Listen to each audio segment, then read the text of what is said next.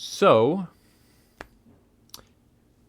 the week before last was Green Week, and I wish I could have talked about more climate related stuff, but I was busy within my own life, working with stuff on my campus and stuff within my community and stuff online in promotion of Green Week and stuff like that, to where a lot of stuff fell through the cracks. But there are a few stories I at least want to talk about because of this, because they're important, and it would be a disservice to these people if I did not talk about this. Specifically, the first story I'm about to talk about.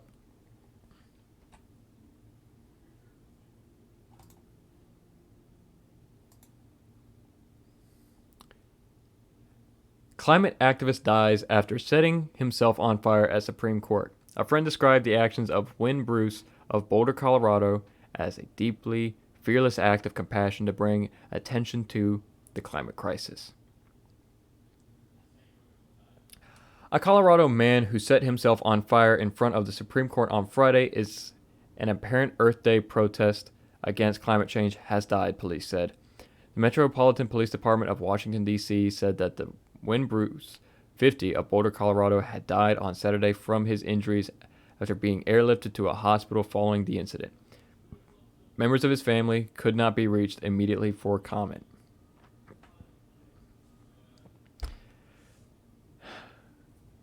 Yeah,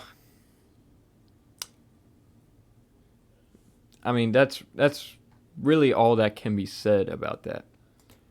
He went to, the Supreme Court, sat outside and set himself on fire to protest climate change or to bring attention to it.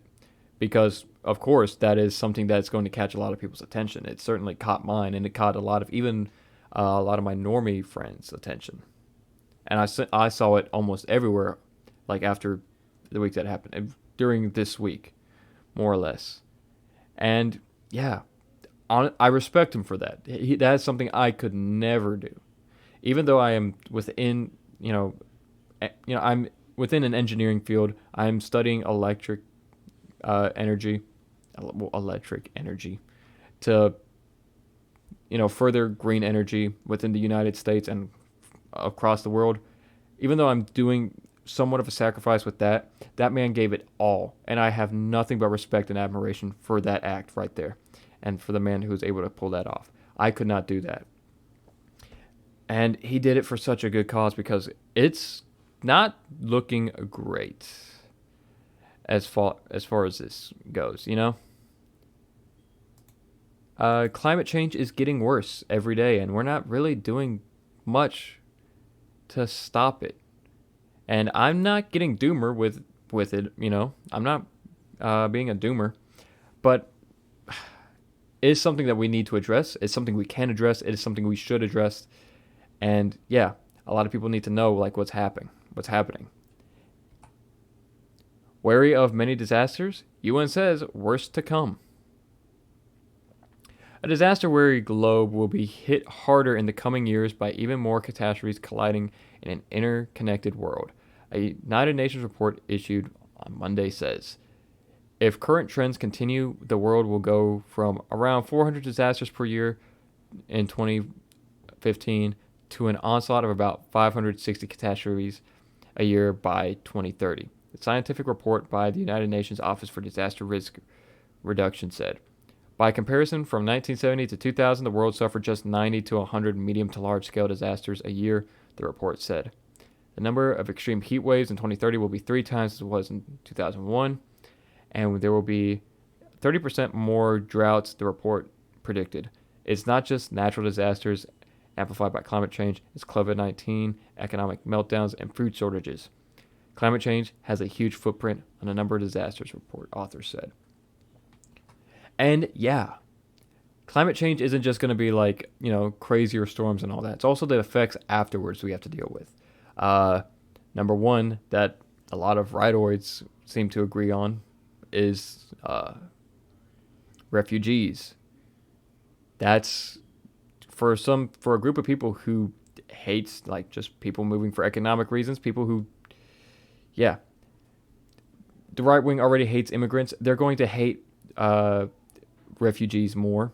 We already see that happen, and they're going to hate that there's more of them being caused by the climate change, and that leads to very bad. That leads to a very bad place within policy and all of that.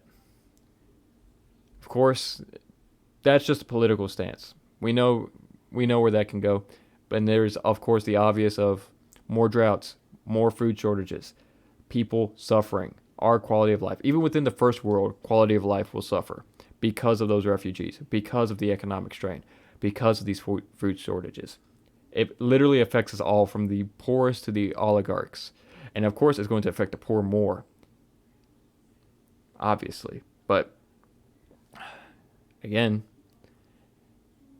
there's still action that can be done to at least mitigate some of this. It's not completely hopeless. And, we're seeing that. We're seeing like these calls to action. We're seeing protests. We're seeing all that. And that's a great thing. Like right here, 1,000 scientists worldwide engaged in civil disobedience. Fuck off. Ad for climate change. More than 1,000 scientists across the globe chained themselves to the doors of oil-friendly banks, blocked bridges, and occupied the steps of government buildings on Wednesday to send an urgent message to the international community. The ecological crisis is accelerating, and only a climate revolution will be enough to avert the catastrophe.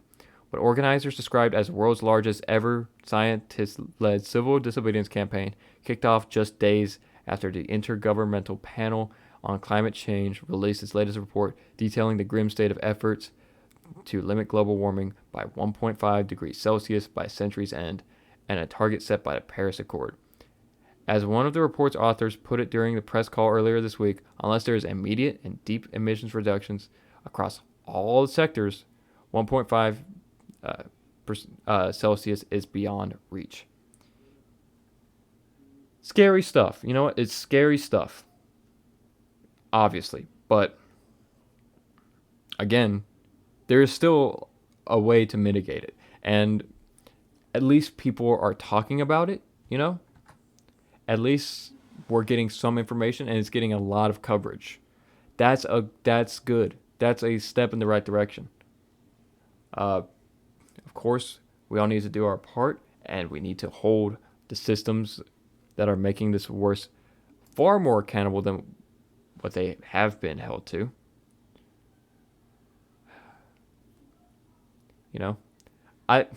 Climate change is something that there is not much to say about it, I mean, there is, but there's not much that I can really say very well, I guess. We are heading towards a very bad spot within it, clearly. Emissions are up, or no, not up, but they're rising every year. We're facing a lot of setbacks. A lot of people still deny it or don't care. And yeah, that's scary. And all of that is bad. But, of course, doomerism is worse because then it creates apathy. So I'm not talking about this for doomerism. I'm talking about this to at least show that it's being talked about, that people are willing to do anything they can to stop this. I certainly am. Like I said, I am doing my best within my career and my education to get green energy up and moving within the U.S. or even abroad if I have to.